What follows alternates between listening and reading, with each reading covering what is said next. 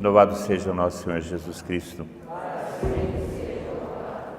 Eu quero tratar com vocês agora sobre a segunda palavra fundante. Nós estamos fazendo o caminho, o histórico da renovação carismática, a nossa identidade, a palavra fundante, a primeira palavra fundante, Javenice, e a nossa segunda palavra fundante, agora no Salmo 122, 121.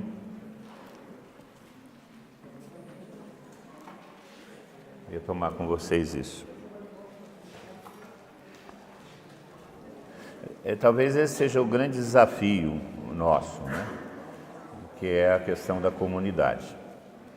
Porque, de uma certa maneira, nós vivemos o movimento, ou a espiritualidade do movimento, não é tão simples, mas é relativamente simples. Agora, a relação de comunidade, a vida de comunidade, ou se tornar uma comunidade, é um processo um pouco mais complexo e mais difícil, porque envolve relacionamentos, envolve outras coisas. E é uma mudança, de fato, de qualidade de vivência, inclusive a gente sente isso quando nós nos tornamos comunidade. Primeiro, quero dizer que a comunidade está na base desde o começo da renovação, desde o começo da renovação na diocese. O Monsenhor Mauro sempre falava isso. Se nós fizermos tudo e não sobrou comunidade, não fizemos nada. Se fizermos pouco e sobrar comunidade, nós fizemos tudo. Então, existe já desde o começo uma ideia de uma comunidade. Talvez a forma com que nós somos como comunidade, o Monsenhor Mauro ainda não tenha verificado, não tinha desenvolvido tudo, porque morreu muito cedo. Nós estávamos ainda no começo do processo de discernimento e de percepção do que nós seríamos dentro da igreja. E ele morreu antes de ver concretizado aquilo que já estava mais ou menos desenhado e esboçado. Mas aonde que está fundamentada essa questão de comunidade? Sem desmarcar o Salmo 122, vamos lá para a nossa base, que é Atos 2. O Atos dos Apóstolos, capítulo 2, é a nossa carteira de identidade, por causa da experiência carismática do batismo no Espírito Santo, a concretização da promessa do Pai que se dá no dia de Pentecostes. A leitura que nós fazemos de Pentecostes, a leitura da comunidade é essa. Pentecostes é um modelo de igreja, é um modelo de vida cristã. O Atos 2 é um modelo de vida cristã. E esse Atos 2 é dividido em 3 partes. A primeira parte se refere à experiência. Fala, chegou o dia de Pentecostes, os apóstolos estavam todos reunidos, o Espírito Santo veio do céu sobre eles, eles ficaram todos cheios do Espírito Santo.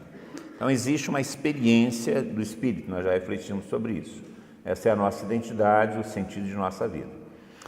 A segunda parte do Pentecostes fala da missão. Pedro, transformado pela ação do Espírito Santo, se destaca dos demais e começa a pregar o Evangelho para a conversão dos pagãos. Portanto, a experiência do Espírito nos impulsiona para a missão, que, aliás, a igreja faz exatamente isso. A igreja sai do cenáculo e passa a pregar a multidão. E pregar o quê? A conversão para o reino dos céus, porque é exatamente isso que Pedro prega. Convertei-vos, mudem de vida, mudem de procedimento para receber o dom do Espírito.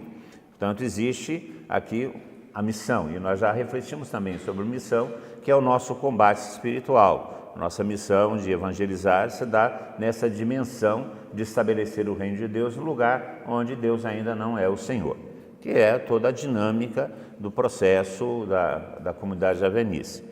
E o terceiro elemento de Pentecostes é a vida comunitária, porque lá no versículo 42 fala exatamente isso. Eles eram perseverantes de ouvir o ensinamento dos apóstolos, na comunhão fraterna, na fração do pão, nas orações. E depois descreve a vida em comum, própria para aquele tempo. Portanto, existe um elemento na experiência de Pentecostes, que é o elemento comunitário. A renovação carismática, ela sempre entendeu esse passo, que nós chamamos de terceiro passo. O primeiro passo é a experiência, o segundo passo é a missão, o terceiro passo é a comunidade. E é lógico que o Espírito Santo tem que gerar comunidade, porque ele é o Espírito da comunhão, ele é a comunhão do Pai e do Filho. Portanto, ele vai gerar entre os homens aquilo que ele gera na Trindade. E se ele gera na Trindade aquilo que é chamado de comunhão pericorética, não é bonito isso, né? Isso com açúcar deve ser gostoso, né? Comunhão pericorética, ou a pericorese, né? Se ele gera essa comunhão perfeita e íntima entre as pessoas da Trindade, ele vai gerar isso também na medida em que ele é dado às pessoas. Portanto, a comunidade é fruto de Pentecostes e se espera que a experiência do Espírito gere essas duas coisas. Gere a missão, que é o testemunho, recebereis o poder do Espírito para ser minhas testemunhas, e gere a vida comunitária, porque o Espírito Santo gera em nós esse conhecimento, essa experiência de sermos filhos de Deus. E se nós somos filhos de Deus, nós somos irmãos uns dos outros. Então, a comunidade faz parte da experiência carismática. Nós não podemos entender a experiência do batismo no Espírito Santo sem a dimensão comunitária. E isso já estava implícito desde o começo para nós. Nós sabíamos que um dia nós íamos chegar à comunidade. Era um processo de crescimento, porque o Espírito Santo leva a isso. Olhando a história da renovação carismática, quando ela começa a se organizar em Notre Dame, a primeira coisa que acontece é uma comunidade universitária, a NABO, né? E depois foi fundada uma outra comunidade chamada New Covenant, que era a comunidade que publicou os principais livros, então gera comunidade, o Espírito gera comunidade, a igreja é comunidade, povo de Deus. Portanto, era de se esperar que essa experiência de Pentecostes realizasse em nós também a aspiração à comunidade. E interessante que no começo lá em Itajubá, quando nós tivemos a primeira experiência carismática a partir do TLC, nós éramos uma comunidade e nos identificávamos assim, CJCI, né? Comunidade de Jovens Cristãos de Itajubá. E nós já nos chamávamos comunidade. Aqui, quando a renovação começa no diocese com o Monsenhor Mauro, ele não chamava os grupos de oração de grupos de oração, chamava de comunidade. A comunidade borda, a comunidade não sei de onde, comunidade não sei de onde. Ele não falava grupo de oração, ele chamava comunidade, porque era implícito. E essa comunidade tem os elementos que fazem parte do nosso dia a dia. Primeiro, a comunidade está firmada na perseverança, o texto é muito claro sobre isso. Está fundada na perseverança. Perseverança é permanecer, né? Apesar das dificuldades, permanecer. E permanecer em quê? Primeiro, na doutrina. Então, existe uma preocupação bastante grande nossa no processo de nossa formação. Tanto é que no nosso carisma fundacional, reconhecido pelo bispo, fala formação, evangelização e formação, na doutrina. E é interessante que Lucas, quando escreve o Atos dos Apóstolos, a primeira preocupação dele é falar que a perseverança se dá em torno da doutrina. Por que isso? Porque, gente, o que mais tira a gente da fé é a falta de informação. Muita informação e pouca formação, né? Hoje em dia está na moda os fakes, né? O que se fala de besteira, né? Formação. Tem muita formação. Com muita formação a gente já faz besteira, já pensou sem. Então, é formação. Primeira coisa. Depois, a questão da fraternidade, né? A vida em comunidade. Não existe vida cristã que não seja vida fraterna. O cristianismo é uma doutrina, é uma religião, é um estilo de vida que considera a fraternidade, o estar com o outro. Não existe vida cristã sem comunidade, porque o discipulado de Jesus Cristo nos leva para a amizade e não para o serviço, que é uma outra coisa que nós custamos para entender. E nós temos o hábito de dizer dentro da renovação, eu sou servo, né? Eu sou servo. Não, o Senhor não nos chamou para ser servos. Ele nos chamou para o serviço, mas não nos chamou para ser servo, nos chamou para ser amigos. E é diferente. A primeira coisa que ele fez na última ceia foi colocar uma toalha na cintura e servir os apóstolos. E depois fala assim, olha, vocês me chamam de mestre e senhor, e dizem bem, porque eu sou mestre e senhor, mas eu vos servi. É isso que eu quero que vocês façam uns aos outros. Façam isso, sirvam uns aos outros. Mas na hora que ele chama a vocação, ele fala, eu não os chamo de servos, eu chamo vocês de amigos. Portanto, a nossa vocação é a amizade, não é ao serviço. Nós servimos porque somos amigos. Servimos uns aos outros porque somos amigos. E exercemos a nossa função de pregar o Evangelho como serviço a Jesus Cristo porque nós somos amigos de Cristo. Então, a base do nosso relacionamento é a amizade. E se nós não formos amigos uns dos outros, não tem sentido nenhum. Gente, esse negócio de ir para a reunião porque é obrigado, eu não vou às reuniões porque eu sou obrigado, eu vou nas reuniões porque eu vou me encontrar com meus amigos. As reuniões têm que ser para nós uma reunião de amigos e não uma reunião de obrigação. E se não existir esse tipo de relacionamento entre nós, a vida cristã é um saco. Não tem sentido. Somos amigos. Portanto, a fraternidade é fundamental dentro da identidade cristã. Essa fraternidade se manifesta no amor uns aos outros. Tanto é que Tertuliano, logo no começo, vai falar exatamente isso. Vede como se amam. Vede como se amam. E a amizade é a base de nossa unidade. A unidade se faz em torno dessas duas coisas. A doutrina e o relacionamento. E isso é o que é a base da comunidade cristã. E a perseverança ainda tem mais dois elementos. A Eucaristia, a fração do pão, que é o sacramento da unidade, mas não é só a Eucaristia, o partir do pão eucarístico, é também a Eucaristia do partir do pão solidário, porque o texto fala que não existiam necessitados entre eles. Por que não existiam necessitados entre eles? Porque eles partilhavam seus bens. Não só partilhavam o pão eucarístico, mas partilhavam também as necessidades. E nós precisamos aprender essa solidariedade, que não é simplesmente uma ação social, né? É estar atento para as necessidades do outro e cooperar, e dividir, e ajudar e servir na medida da necessidade. E, por fim, a perseverança se dá em torno da oração, que é o que mantém tudo isso funcionando, é a vida de oração. Então, nós sempre entendemos o texto de Pentecostes nesses três elementos. Eu me recordo bem o Monsenhor Mauro falando isso na sala de aula, quando ele dava formação para nós da equipe diocesana. Ele sempre falava esses três pontos. E a renovação carismática foi chamada a dar esse terceiro passo. Nós temos a experiência, temos a missão e precisamos da comunidade. Sem isso, a experiência de Pentecostes não fica completa. Só que esse processo é um processo longo. Jesus Cristo, para constituir a primeira comunidade cristã, a comunidade apostólica, ele levou 3 anos. E olha que ele é um formador razoável. E fez algumas coisas que nós não fizemos, né? Principalmente ressuscitar dos mortos, né? Então, e mesmo assim, mesmo depois de ressuscitar dos mortos, o pessoal não tinha entendido direito a missão dele, não. Porque ele já ressuscitado com eles, eles perguntam: é agora que você vai estabelecer o reino? Ou seja, agora que você vai botar eu à direita e ele à esquerda e distribuir o poder em todo mundo? É agora que... Eles vão entender que existe um novo relacionamento só depois do Espírito Santo. Então levou um certo tempo. Então nós sabíamos também que a renovação diocesana, javenice, caminharia para a comunidade, mas isso deveria ter um certo tempo de formação, de lançamento das bases, de convencimento da comunidade, das pessoas, que a comunidade é o traço natural da experiência do Espírito. Aí a renovação está andando.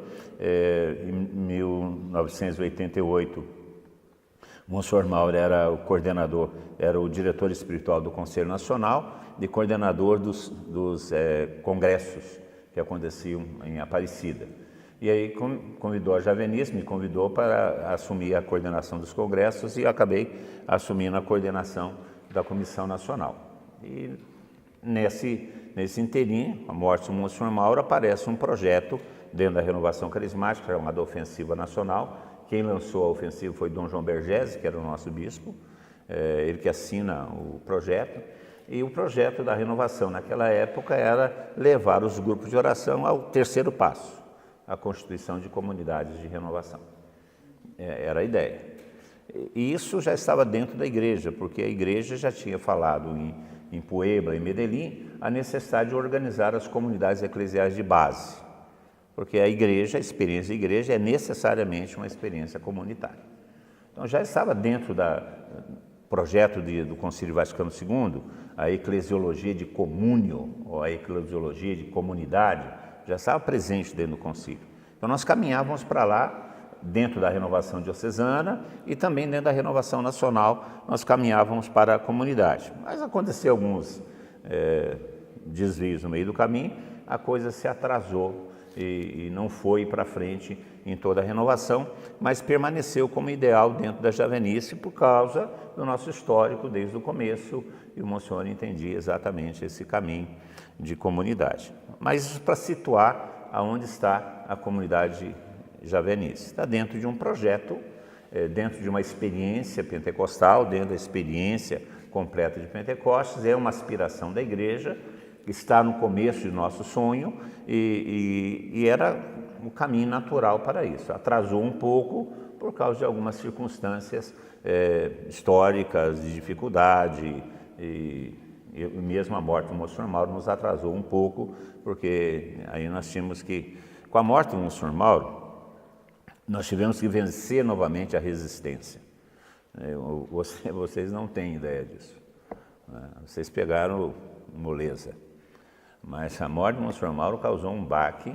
Na segunda-feira, após a morte do Monsenhor Mauro, nós não sabíamos se nós íamos existir. Nós não sabíamos, nós não tínhamos.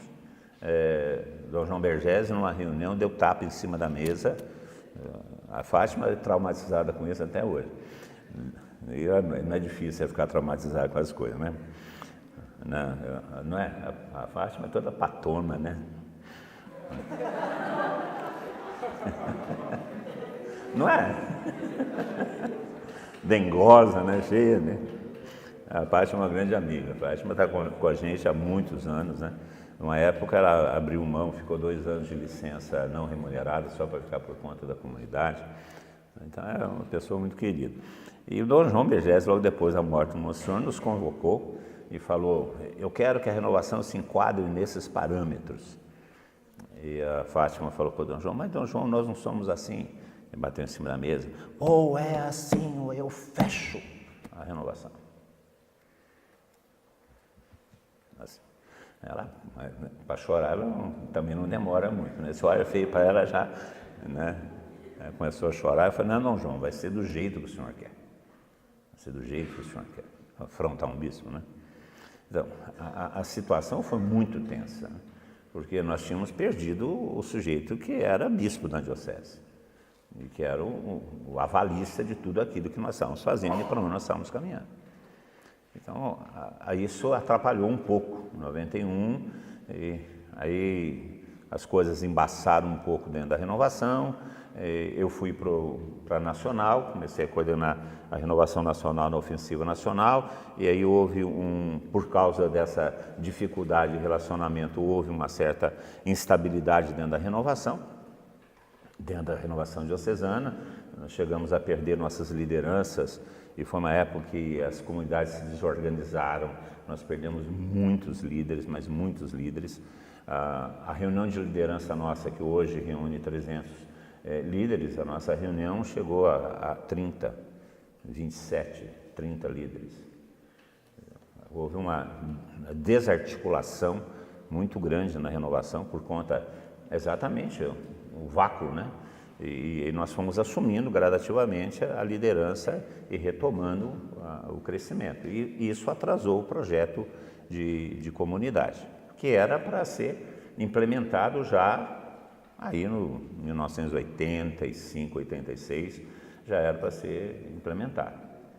Atrasou, a morte do Monsenhor Mauro atrasou mais ainda, mas nós sempre tivemos essa visão, a visão da comunidade. Aí chegou em meados de 90, 1997, eu estava rezando pela Javenice e o Senhor me deu o Salmo 122. A gente pode ir lá para o Salmo 122, ou o Salmo 121, como vocês preferirem. Entendi essa questão da comunidade de renovação dentro do projeto Ofensiva Nacional. Tínhamos desenvolvido toda a eclesiologia de comunidade, como deveria ser a comunidade, quais são seus passos, como é que ela se constitui, e isso tudo estava na sua forma teórica, quando Deus me deu essa passagem do Salmo 122, que seria, então, o projeto da Javenice. E nós seguiríamos esse salmo como uma palavra para transformar aquilo que era um movimento um movimento, uma associação de fiéis leigos, por decreto. Dom João Bergese tinha nos dado um decreto em 91, criando a Associação de Fiéis Leigos. Como que essa Associação de Fiéis Leigos seria, então, uma comunidade? Qual seria o nosso processo? E esse processo é o Salmo 122. Em 99, eu estava licenciado da Javenice, fiquei licenciado 98 e 99. Em 99, Dom Ricardo volta, nomeado bispo, e assume o bispado em Pouso Alegre. Em 2000 ele me chama e fala assim: eu queria que você assumisse a renovação, senão eu vou fechar a renovação. E aí eu falei, tá bom, assumo de novo. Eu fiquei 2 anos de licença por causa da Nacional e vim e começamos então a implementar em 2001 o projeto Jerusalém, que é o projeto da comunidade. Em 2007 nós assumimos o ser comunidade, com 10 anos de atraso. Nós deveríamos ter feito isso em 90, e fizemos isso em 2000. Com 10 anos de atraso, nós assumimos o ser comunidade, com base nesse projeto. Foi essa história que nós tivemos por aí. E é muito interessante, o Dom Ricardo, vocês conheceram o Dom Ricardo. O Dom Ricardo é mais pai nosso do que vocês imaginam, né? Muito mais. O que ele também aguentou de briga com a diocese. Ele e Dom João Bergese. Dom João Bergese não teve tempo, ficou só 5 anos e morreu. Um acidente terrível, né? Foi fazer uma operação e deu embolia. Morreu de uma embolia de um coágulo, assim. Estava bom, estava conversando. Bom, Deus sabe o que faz, né? Dom João é um narizinho vermelho, bravo, filho dele só, mas depois que ele compreendeu o nosso processo, ele ficou nosso amigo. Então, a coisa estava começando a andar bem, né? Com ele estava andando bem. Mas morreu, ficamos aí com um intervalo de administrador apostólico, e aí nesse período você não pode fazer nada, porque o administrador apostólico não pode fazer nada enquanto é nomeado outro bispo. Aí quando veio Dom Ricardo, aí nós retomamos de novo o diálogo, e Dom Ricardo foi um pai uma pessoa muito boa mesmo, meio tímido, meio enrolado com os compromissos dele, mas uma pessoa extraordinária. Eu lembro quando ele me chamou, ele estava em casa, passei aqui, estava um pessoal reunido aqui, falei, estão indo lá falar com o Dom Ricardo. Aí ele falou, eu queria que você assumisse, senão eu vou fechar a renovação, que eu não estou satisfeito como as coisas estão. E eu falei assim, mas eu só vou se o senhor me der a sua bênção. Então ajoelha aí que eu vou botar a mão na sua cabeça. Tá bom, ajoelhei, mano. Ele rezou, né? Falei assim, agora você vai e faz o que eu estou te mandando. Eu falei, tá bom, vou e faço o que o senhor está mandando. Para fazer, não precisa me mandar, né? Então aí começamos a trabalhar já na perspectiva de organizar a comunidade, porque era um sonho, era uma visão que já existia desde o começo, sermos uma comunidade. E a palavra que Deus nos deu foi exatamente essa. O Salmo diz assim: fiquei alegre quando me disseram, vamos à casa do Senhor. Então a primeira coisa que a gente nota nesse Salmo é que ser comunidade deve ser uma alegria e não uma tristeza. E se você está na comunidade, é aquele sujeito resmungão, chato, você está no lugar errado. Se você está na comunidade mal-humorado, você está no lugar errado. Porque comunidade é lugar de alegria. Essa é a primeira coisa. Aliás, o Papa Francisco tem bem esse pensamento, né? Ele fala que ele detesta cristão com cara de sexta-feira santa. Ele fala que tem cristão que nunca experimentou a ressurreição, não saiu da cruz. E é exatamente isso. Nós somos chamados a viver a ressurreição, não a sexta-feira santa. Então, ser comunidade não pode ser para nós um peso, não pode ser para nós uma obrigação que nos reduz, não pode ser para nós um cerceamento de nossa liberdade, não pode ser para nós algo que nos castre, que nos diminua. Ser comunidade para nós deve ser uma alegria. Se não for assim, meu irmão, minha irmã, você está no lugar errado. Você está no lugar errado. Alegria significa a esperança da realização das promessas de Deus em nosso favor. Alegria é um fruto do Espírito Santo. Aliás, logo depois do amor, que é o grande fruto, o fruto do Espírito é amor, 2 pontos, alegria, paz, é o primeiro que vem depois do amor. Portanto, se não for por alegria, não for para viver alegria, mas isso vocês sabem, né? Eu até agora não vi nenhum macambúzio por aí, então está ótimo, né? Então, quando fala, vamos para a comunidade, legal, é um lugar bom, vamos para a comunidade, senhora, tem que ir para a comunidade, meu Deus, não vai não, vai para piorar os outros, não, fica em casa mesmo, mau humor, você fica lá, entra debaixo da cama, agarra o pinico e fica lá.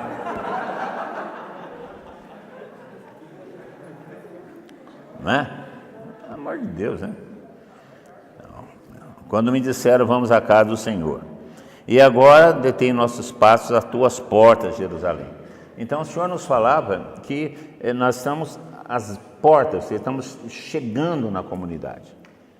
Naquele momento, para nós, essa era uma palavra de agora é a hora de avançar. Nós viemos até aqui, porque esse salmo, chamado Salmos da Subida, eram salmos que os judeus rezavam quando subiam a Jerusalém na festa da Páscoa. Uma vez por ano, os judeus tinham que ir até Jerusalém na festa da Páscoa. E quando eles saíam de suas casas para subir, que Jerusalém fica no alto do Monte Sião, para subir até Jerusalém, eles iam rezando uma série de salmos que são chamados Salmos da Romaria ou Salmos da Subida. Você encontra essa indicação na Sagrada Escritura. E esse era um dos salmos que eles cantavam, rezavam, quando estavam chegando a Jerusalém, as portas de Jerusalém. Portanto, falava para nós que nós tínhamos feito um caminho, até então, que agora era a hora da gente entrar na cidade, que agora era a hora da gente entrar na comunidade. Por isso que nós lemos esse salmo dessa maneira. E agora se detém em nossos pés as tuas portas, Jerusalém. Então nós estávamos começando a entrar naquilo que era o sonho antigo nosso. E aí começa a falar o que é essa Jerusalém. Jerusalém é construída como cidade sólida e compacta. Portanto, essa comunidade que nós identificamos como Jerusalém é construída, ela não é dada, ela é construída. E é construída por aqueles que se esforçam para construí-la. Portanto, a comunidade é resultado do esforço de cada um. É uma graça de Deus porque Jerusalém desce do céu, mas Jerusalém também se constrói na terra. Então é resultado também de nosso esforço. É uma cidade construída. Então nós temos que estabelecer as bases, temos que estabelecer os fundamentos dessa comunidade. E nós tínhamos feito isso durante aquele caminho todo até esse momento. E é construída como cidade sólida e compacta, ou segura, numa tradução mais antiga, falava como uma cidade compacta no sentido de não existir rachadura em seus muros e sólida no sentido de estar bem fundamentada.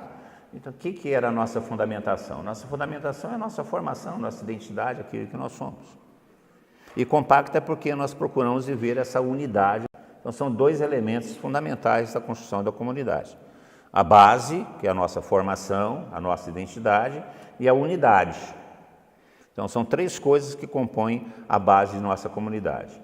A formação, a identidade e esse relacionamento que nós temos, a nossa identidade, a nossa missão, a formação e o relacionamento fraterno. A comunidade estaria formada nesses elementos, era o que nós procuramos. E depois o Salmo diz assim, é para lá que sobem as tribos do Senhor. Ora, nós entendemos que essa comunidade seria formada por diversas tribos. E cada tribo tem a sua própria identidade, sua própria característica. Então nós entendemos que a comunidade javenice seria formada por uma rede de comunidades. Hoje nós somos 76 comunidades. E nós temos aí a possibilidade de fundar mais 4. A ideia é exatamente essa, é ser uma rede de comunidades. Nós somos uma comunidade só porque é uma cidade só. Mas essa cidade é para onde sobem todas as tribos. Portanto, nós temos aí diversas comunidades, né? Qual que é a sua comunidade? É uma tribo. E lá tem seus caciques, não tem? Haja cacique, né? Tem muito cacique e pouco índio, né? Muito cacique e pouco índio.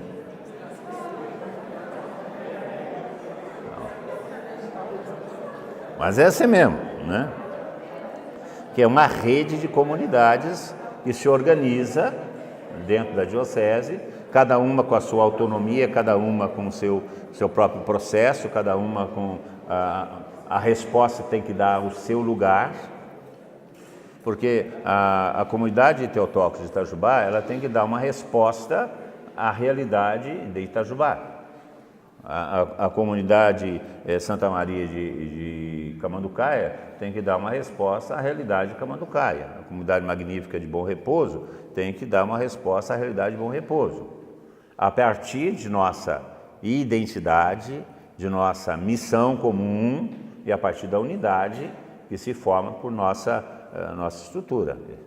A partir desses elementos que é comum a todas as comunidades devem se organizar, cada uma delas com a sua própria realidade local, para dar resposta às necessidades locais.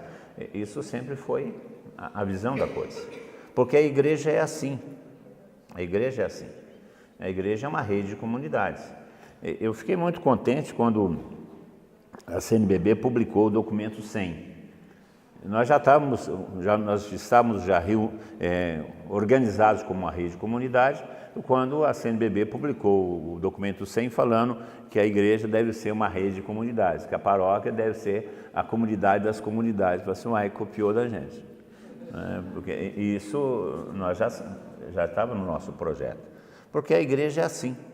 A igreja é constituída de uma rede de comunidades.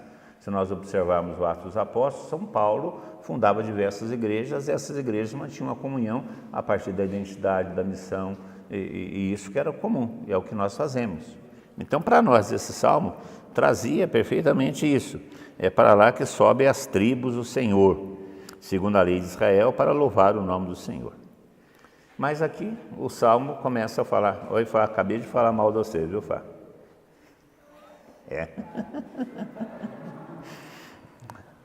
Então, lendo esse salmo e aplicando esse salmo, nós vimos que exatamente é uma rede de comunidades.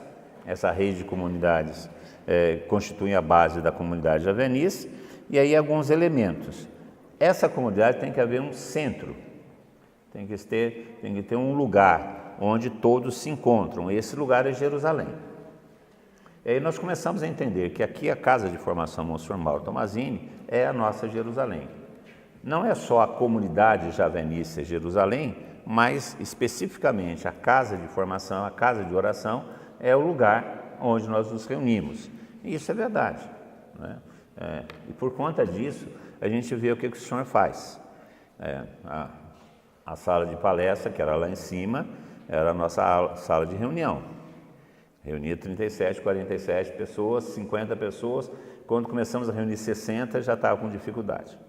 Aí nós tivemos que derrubar a parede do fundo, que tinha no fundo do dormitório 2, vocês podem ver que tem uma marca lá em cima, tinha uma parede ali que formava o famoso quarto do suplício. O quarto do suplício tinha 4 beliches e é onde dormia a equipe que ia trabalhar nas experiências de oração, num cubículo que se alguém tossisse, algum saía pela janela, né, da pressão do ar, sem outros ruídos piores ainda. Você imagine o Fanucci dentro daquele espaço, banana cueca. Era um caso fora do comum. Porque o Fanucci era assim mesmo, o Fanucci ia trocar de roupa, era interessante, né? Ele tirava a camisa, tirava a calça e não tirava o sapato e a meia. Então ele ficava de sapato, meia e cueca. Cueca é samba canção, né? Aí ele tirava a cueca, abanava a cueca, pendurava, aí depois que ia tirar o sapato. Agora você imagine que figura dantesca, infernal. O Tião Fanucci pelado com sapato e meia.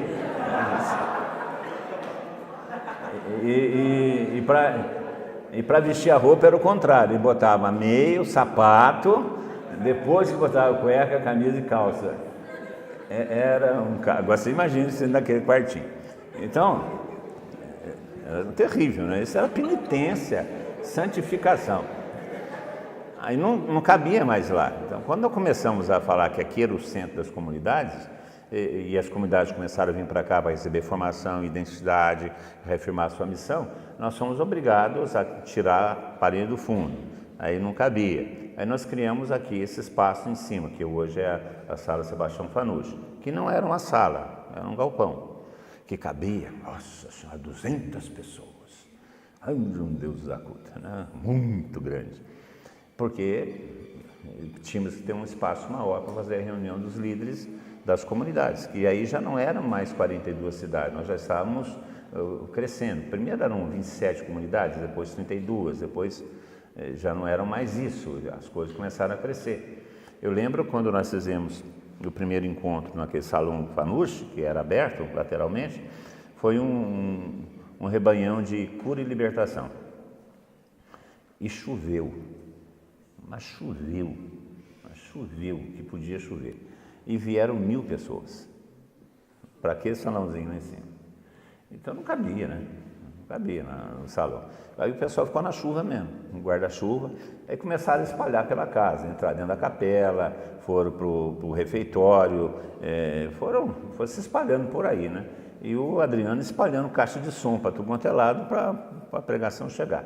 Quem celebrou foi o padre Dionísio.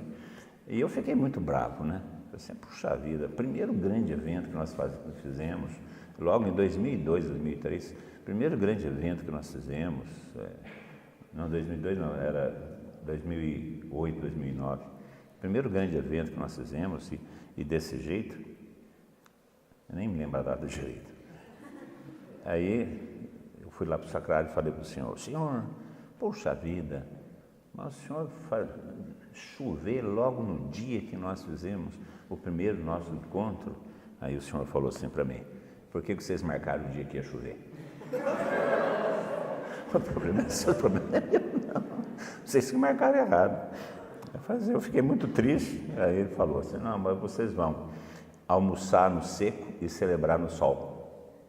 Mas mas estava chovendo, vocês imaginam que estava chovendo. Mas vocês vão almoçar no seco e vão celebrar no sol. Isso era 10h30 da manhã. Chovendo. E quem estava pregando era o Everson. Aí eu peguei o microfone e falei assim, nós vamos almoçar no seco e vamos celebrar no sol. Na hora que bateu para o almoço, parou a chuva. E na hora que nós começamos a missa, abriu o sol. Deus não falha, né? Quem falha somos nós. Então aí nós fomos obrigados a vir para cá. A reunião aí juntava 150, 200 pessoas, 250 pessoas numa salinha que cabe 150. Aí fomos obrigados a vir para cá. E agora está ficando pequeno. Nós estamos reunindo aqui uma liderança de 370, 400 e essa sala é para 500 pessoas. E nós já estamos pensar em fazer reuniões de liderança do Dom Ricardo, que foi construído para ser uma assembleia, para caber todo mundo, já não está cabendo, tivemos que fazer extensão lateral, e nós estamos falando em ampliar, porque já não está cabendo mais. Porque as tribos vêm para cá, porque aqui é o lugar das tribos, porque aqui estão os tribunais de justiça, ou seja, aqui está a formação, aqui está a identidade, aqui é o nosso lugar. E Deus tem mostrado com sinais exatamente isso. O Salmo tem se cumprido perfeitamente. Aqui é o nosso lugar. Então, porque aqui estão os tribunais de justiça e os tribunais da casa de Davi. E aí o Salmo nos pede algumas atitudes em relação à comunidade, que é Jerusalém para nós. Primeiro, desejar paz para Jerusalém.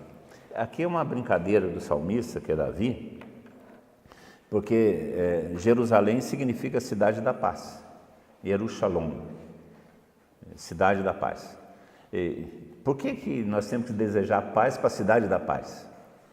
Porque a paz da cidade da paz é feita por nós que estamos em paz uns com os outros. Não adianta Jerusalém ser a cidade da paz se nós não estamos em paz. Então aqui é o lugar onde não deve existir tensões, não deve existir inimizades, não deve existir competições. Aqui é o lugar da paz. Shalom significa a plena realização de Deus em sua vida. Quando você fala assim, shalom para o outro, os judeus, como falam, eles se saúdam assim, shalom significa que Deus seja pleno em sua vida. Então, quando você deseja paz para Jerusalém, significa que Deus seja pleno em Jerusalém, que aqui seja o lugar onde Deus está. E, de fato, aqui é o lugar onde Deus está.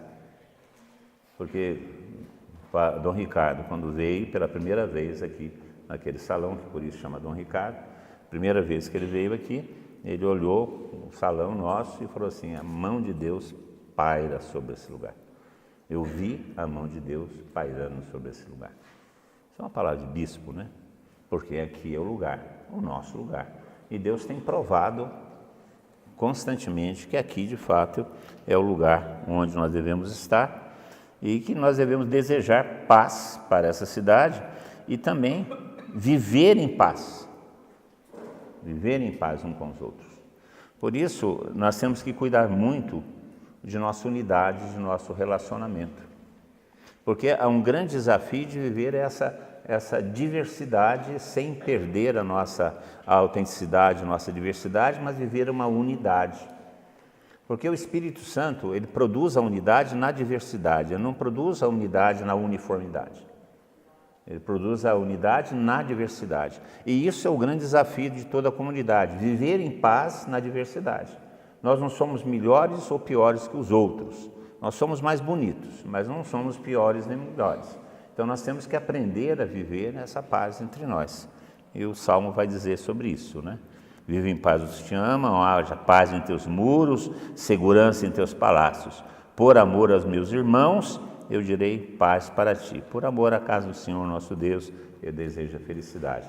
Então, Jerusalém para nós, que é a comunidade javenice, é a razão de nossa felicidade, é a razão de nossa vivência cristã. Então, Jerusalém se torna para nós a comunidade javenice. E o centro dessa comunidade javenice, o lugar onde estão os palácios, no sentido de onde está a formação, onde está a identidade, onde nós vemos beber, é exatamente essa casa aqui. Então, Jerusalém para nós tem dois sentidos. Tem o sentido da comunidade javenice e tem o sentido da casa de formação, da casa de oração monstro normal. Essa é a nossa comunidade. Por isso, nós devemos desejar paz para essa comunidade. Devemos desejar que Deus se realize plenamente seu projeto nessa comunidade. Jerusalém para nós é javenice. Fala para o seu irmão, Jerusalém para nós é javenice.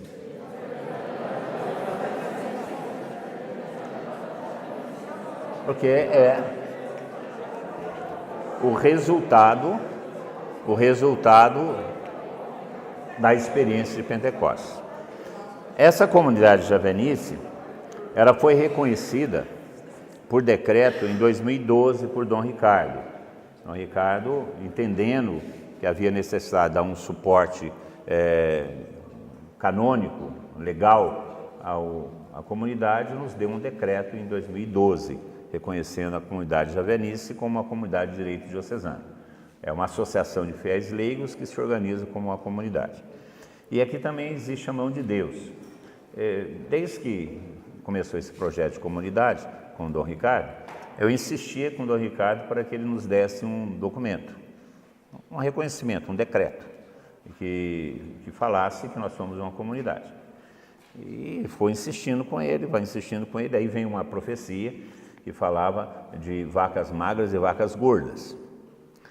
E nós entendimos que as vacas magras e vacas gordas era exatamente um período bom e depois viria um período ruim que nós estamos atravessando. Ainda nós estamos aí no período de vacas magras. E também tinha a ver com a mudança de bispo, porque Dom Ricardo estava chegando ao final do seu governo. E nós iríamos trocar de bispo, não saberíamos como seria o bispo que viria. Veio Dom Magela, que não tem nenhum problema conosco. Tem as suas reservas, mas tudo bem, isso faz parte da vida. Então, estamos tocando, ele nos aceita, nos respeita, e está tudo muito bem, mas nós não sabíamos o que ia acontecer. Eu insistia com o Dom Ricardo que nos desse um documento. E aí um dia ele falou assim, escreve lá o documento e manda para mim para analisar. que antes de eu sair, eu vou fazer esse documento para vocês. Tá bom. Eu escrevi um documento, uma direção da comunidade, tal coisa, mandei para ele, e estava na mão dele, e ficou na mão dele. Eu cheguei a cobrar ele aqui num Pentecostes que ele veio, eu falei assim, eu queria de presente que o senhor assinasse um decreto, né?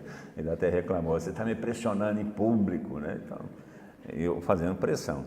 Aí um dia ele marcou para mim, vem aqui na Cúria, na sexta-feira, que a gente vai conversar sobre o decreto. Marcou sexta-feira, eu vim aqui para casa, marcou na quinta-feira, eu vim aqui para casa de oração, vim para cá toda semana, e vim para cá segunda-feira, e estava aqui na terça-feira, estava aqui na casa, incomodado, acordei cedo, fui rezar, e incomodado, eu falei assim, eu vou lá na Cúria. Vou lá na Cúria ver se o bispo está lá, vou ver o que ele fala do documento. Eu tinha marcado com ele na quinta-feira, estava agendado na quinta-feira. A secretária tinha confirmado comigo que quinta-feira estaria à minha disposição. E eu fui para a Cúria. Chegou na Cúria, falei com a secretária, Dom Ricardo está aí, falei assim, ele chegou aqui cedo, isso era antes das 9 horas. Ele chegou aqui cedo hoje, porque ele não costuma chegar antes das 10. Ele chegou aqui cedo, 8h30 ele estava aí perguntando de você. Disse, o Tatá vem hoje aqui, eu quero falar com ele. Mas ele tinha marcado comigo na quinta-feira. Era terça-feira, eu não tinha falado para ele que eu ia terça-feira. Eu tinha tido o tino aqui que eu ia terça-feira. E ele chegou lá, ele veio mais cedo, o Tatá vai chegar aqui daqui a pouco, mandei ele entrar na minha sala, porque eu estou esperando que ele venha aqui. Mas ele está te esperando. Vou fazer mais gozado, será que deu alguma caca, né? Alguma coisa, né? E subi. Na hora que eu subi, ele deve ter escutado eu subindo a escada. Na hora que eu estou indo para a sala dele, ele abre a porta com o documento assinado. Fala assim, está aqui que você veio buscar. Assim. Aí eu desabei, né? Aquilo que nós estávamos esperando há quantos anos, aí de repente, sem mais nem menos. Aí eu estava de carro, né? Saí de carro, abalado até acalmar, aí liguei para a turma, liguei para a o bispo assinou aí, a choradeira geral. mas foi uma coisa assim, né? Quer dizer, é coisa de Deus, é coisa de Deus. E Deus tem provado que aqui é o lugar. E esse é o lugar. Depois a outra profecia, nós fomos fazer o Pentecostes, o primeiro Pentecostes aqui, ia fazer na cidade, no Rosão, e os bombeiros embargaram o Rosão por causa de construção. Embargaram 2 dias antes do Pentecostes. Aí onde nós vamos fazer Pentecostes? E aqui tinha uma cerca aqui embaixo, que era um pasto, tinha braquiária dessa altura. O senhor falou, isso aqui é o espaço, arranque as cercas, arranque as cercas, arranque as cercas. Nós vimos, eu e o Adriano, viemos para cá, sentou assim, Adriano, vamos fazer os Pentecostes aqui. O Adriano, tá, você é louco. Eu falei, não, vamos fazer aqui mesmo. Arruma uma máquina aqui, arranca essa cerca e vamos roçar esse passo, não vamos fazer o Pentecostes aqui. Mas não vai, vai dar certo, vai dar certo. Aí arrancamos, aí descobrimos isso aqui, esse espaço todo. E de lá para cá o Pentecostes só foi aumentando, porque Deus tem confirmado que aqui é Jerusalém. Então, Jerusalém é para nós Javenice, e Jerusalém é para nós a casa do Monsenhor Mauro Tomasini. Para cá vem todas as tribos, dos velhos aos jovens, vem para cá, porque aqui existem os tribunais, é aqui que nós bebemos de nossa identidade.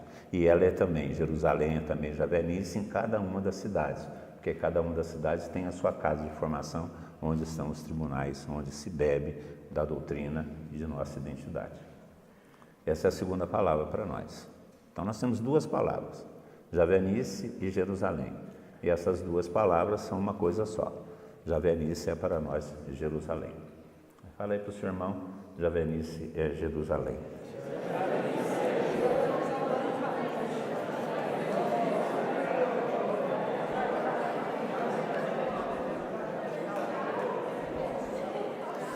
Vamos rezar um pouco, vamos ficar em pé. E vamos pedir ao Senhor que derrame sobre nós seu Espírito Santo.